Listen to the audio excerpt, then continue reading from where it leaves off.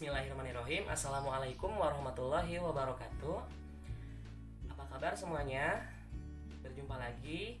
Kita di sini masih di pelajaran bahasa Indonesia.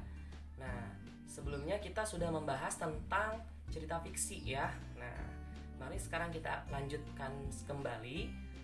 Masih berhubungan dengan cerita fiksi di subtema 2. Nah, khususnya kita di subtema 2 ini, tema 9, kita akan membahas atau menerangkan tentang penokohan dalam sebuah cerita yang ada di cerita fiksi. Nah, tokoh dalam sebuah cerita fiksi itu merupakan pelaku atau salah satu unsur pembangun dalam sebuah cerita.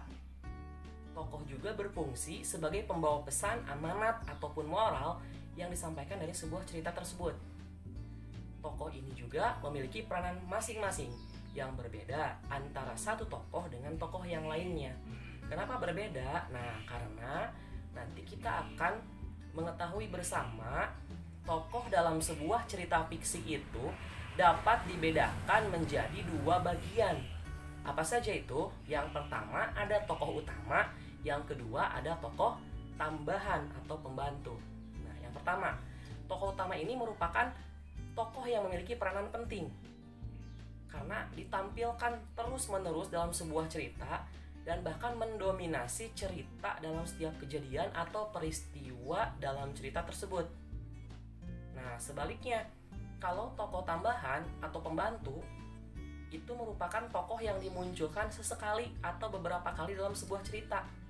Dan tokoh tambahan ini biasanya mendukung tokoh utama sebagai pemanis dalam sebuah cerita. Nah, itu mungkin untuk materi yang ada di subtema 2, tema 9, pelajaran bahasa Indonesia ya. Sangat sedikit tapi mohon bisa dimengerti dan bisa paham ya. Cukup sekian dulu dari Bapak, kita nanti akan lanjutkan kembali di subtema 3 dengan materi bahasa Indonesia yang berbeda. Billahi taufiq wal hidayah. Wassalamualaikum warahmatullahi wabarakatuh.